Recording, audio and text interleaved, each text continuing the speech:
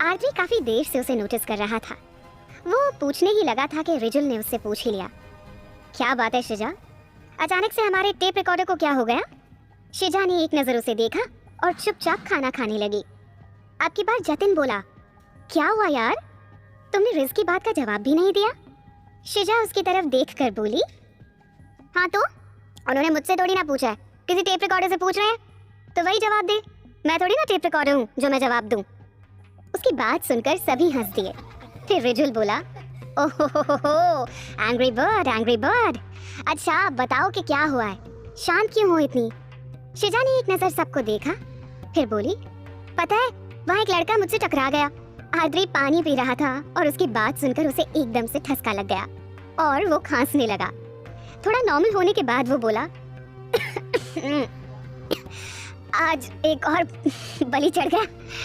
उसकी बात सुनकर सभी हंस दिए और शिजा मासूमियत से बोली, तो हर बार तो मैं ही टकराती हूँ ना, पर इस बार वो मुझसे टकरा गया और पता है क्या वो मुझसे क्या बोला?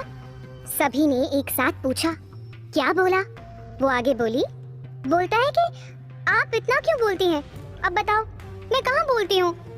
आद्री उसकी तरफ देखकर मुस्कुराते हुए बोला, तो आपने बोला नहीं कि आपको ज्यादा बोलना पसंद नहीं है? अरे बोला उसको, मैंने तो साफ साफ बोल दिया कि मैं ज्यादा बात तो करती नहीं हूँ, देखो तो मुझसे ना ज्यादा बोलने की भी जरूरत नहीं है। इतनी देर वही तो बोल रहा था, मैं तो कुछ कह ही नहीं रही थी। सबने एक साथ बोला, हमें पता है तुम तो कुछ बोलते ही नहीं, क्योंकि तुम्हें ज्यादा बोलने की आदत ही नहीं है ना। सबकी बातें सुनकर शिजा मुस्कुरा दी और बोली, गुड, कितने अच्छे हैं आप सब, समझ गए मुझे। और एक वो है चिंच पोगली कहीं का जो इतनी सी बात भी नहीं समझा। उसकी बात सुनकर सभी हंस दिए। खाना खाने के बाद सभी बैठकर बातें करने लगे। शिजा वहाँ से उठकर एक तरफ चली गई। अचानक से उसे नीचे कुछ दिखाई दिया। उसने उसे उठाया, उसकी आंखें चमक गईं और जहाँ गाड़ियाँ खड़ी थी ना वो वहाँ आई। उसने अपने चारों तरफ अपनी नजरें दौड़ाई और रास्ता साफ देखकर कील उस लड़के की कार के पहिए में घुसा दी। फिर बोली, अब देख बच्चू, मुझे बोल रहा था ना कि मैं ज्यादा बोलती हूँ, अब पता चलेगा कि कौन ज्यादा बोलता है। और वहाँ से सबके पास आ गई। अब उसके चेहरे पर मुस्कान थी। आद्री ने उसे मुस्कुराते हुए देखा और सोचने लगा, अजीब लड़की है, अभी मुंह लटकाकर बैठी थी और अब मुस्कुरा रही है।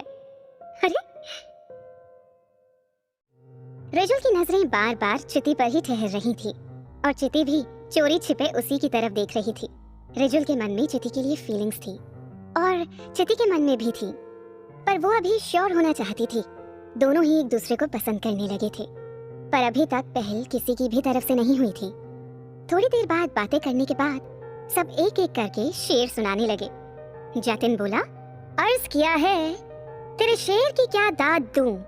सभी कहने लगे, वाह वाह वाह वाह। तो जतिन बोला, तेरे शेर की क्या दाद दूं? वाह वाह वाह वाह। जतिन ने 2-3 बार ऐसे ही बोला, तेरे शेर की क्या दाद दूं? शिजा इरिटेट हो गई और बोली, जी करता है मुंह पर एक लात दूं। वाह वाह क्या बात है, ये तो फिट बैठ गया। बोलकर सभी ने तालियां बजानी शुरू कर दी।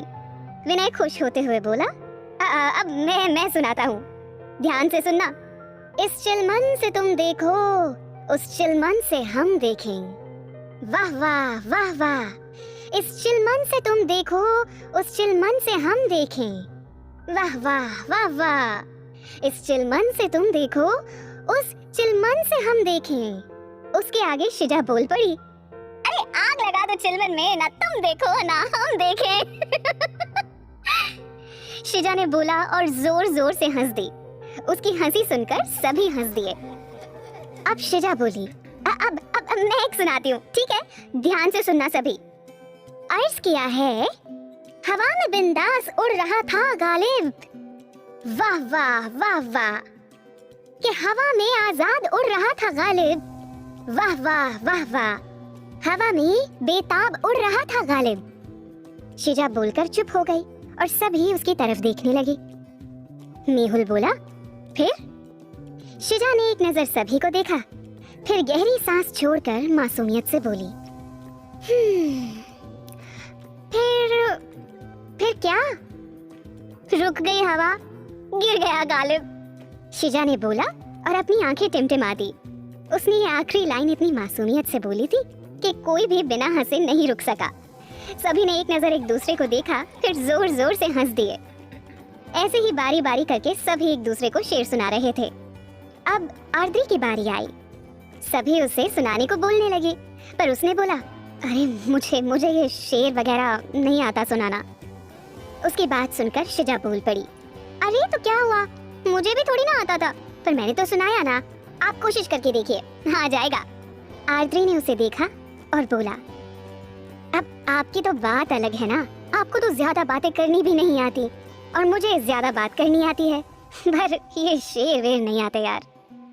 उसकी बात सुनकर शिजा खुश हो गई और उसकी पीठ थपथपाते हुए बोली, शाबाश, देखा कितने अच्छे से समझ गए आप। उसकी इस हरकत से सभी चौंक गए और आर्द्री हैरानी से उसे देखने लगा। अचानक से उसका फोन बज पड़ा। उसने फोन उठाया और साइड में चला गया। कैंडी शिजा की तरफ देखकर बोली, यार तुझे सर से डर नहीं लगता? जूही भी कैंडी की बातों से सहमत होते हुए बोली, हाँ यार, तू कैसे बातें कर लेती है बॉस से, तेरे को डर वर कुछ नहीं लगता? शिजा मुस्कुराते हुए बोली, अरे डरना किस बात का यार, वो भी इंसान है हमारी और तुम्हारी तरह। और रही बात बॉस इस तरह से बात करने की, तो जब मैं पहली बार से मिली थी ना, मिली क्या टकराई थी ना, वो भी मुझे नहीं था कि हमारे बॉस हैं, और जब पता चला तो उसके बाद भी मुझे कोई फर्क नहीं पड़ा यार। और वैसे भी मेरे लिए इंसान मैटर करता है, चाहे वो अमीर हो या गरीब, दोस्त हो या दुश्मन, समझी?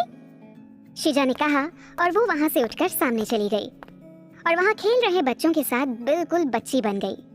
आर्द्री अपनी बात खत्म करके सभी के बीच आ बैठा।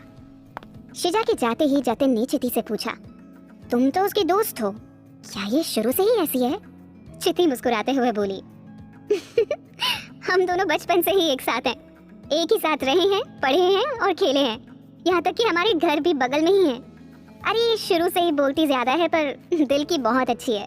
जब ये बोलती है ना तो इसे खुद ही पता नहीं चलता कि ये किससे बात कर रही है और क्या बोल रही है। इसके लिए सभी एक बराबर हैं। और सभी शिजा की तरफ देख रहे थे और आर्द्री भी शिजा की ही तरफ देख रहा था, जबकि रिजुल की नजरें चिति पर ही ठहरी हुई थी। चिति ने आर्द्री की तरफ देखा और उससे बोली, सर आप प्लीज शिजा की बातों का बुरा मत मानिएगा, वो बस ऐसे ही है, बोलती रहती है, बस मानती नहीं है कि वो ज्यादा बोलती है। उसकी बात सुनकर आर्द्री मुस्कुराते हुए बोला,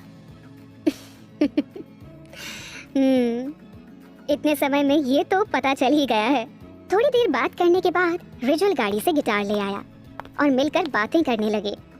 शिजा की नजर जब गिटार पर पड़ी तो उसने उसे चुपचाप से उठा लिया और एक साइड को जाकर बजाने लगी। जब सभी ने गिटार की आवाज सुनी तो सभी की नजर एक पेड़ के पास बैठकर बजाती शिजा पर पड़ी और सभी उस ओर चल पड़े।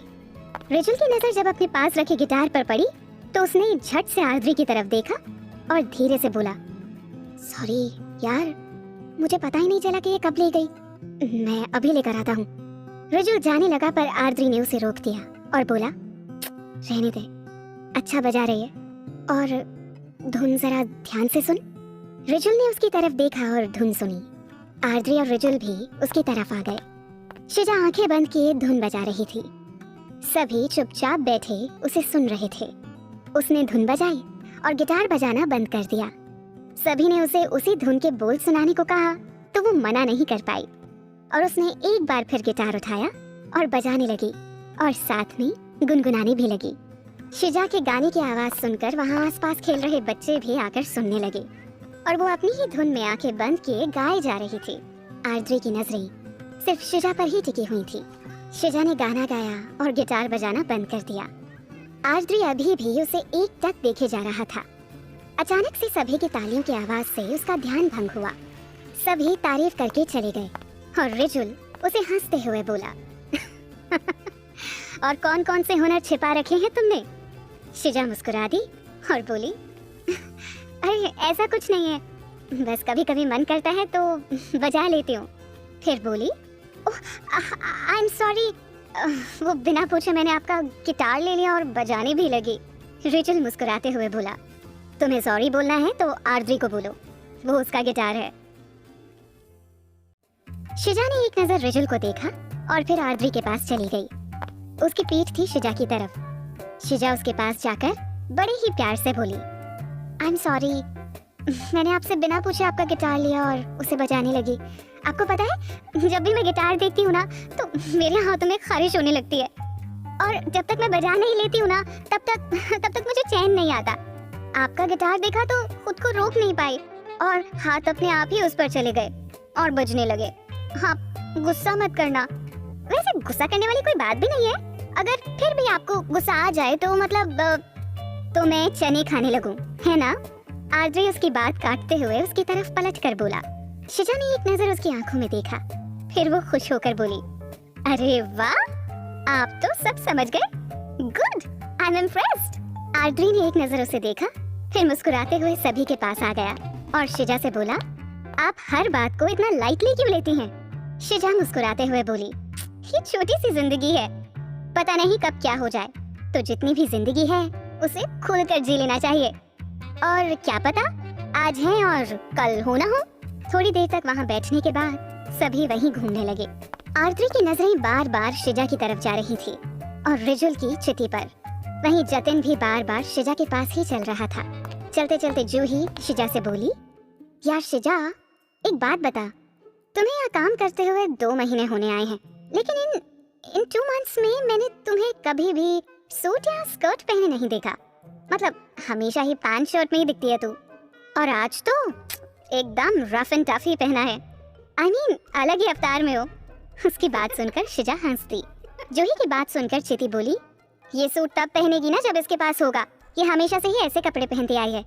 इसने आज तक ना तो कभी सूट पहना है और ना ही स्कर्ट टॉप, और साड़ी तो दूर की बात है। पता है आंटी कितनी बार इससे कह चुकी हैं कि पहन लिया कर, पर ये तो मानती ही नहीं है। जब भी ये शॉपिंग पर जाती है ना तो ऐसे ही कपड़े खरीदती है और आंटी इसको गुस्सा करती हैं। वो तो भाई हैं जो आंटी को शांत कराते हैं। कैंडी एकदम से बोली, व्हाट? पर क्यों शिजा, तुम्हारे पास सूट ही नहीं है? शिजा मुस्कुरा दी और बोली, मुझे पसंद नहीं है, मैं तो सिर्फ इसी में कंफर्टेबल होती हूँ। ऑफिस में तो मजबूरी है, वरना मेरा बस चले ना तो मैं वहाँ पर भी ऐसे ही कपड़े पहन कर आऊँ। ऐसे ही बातें करते हुए सभी गाड़ियों के पास आए।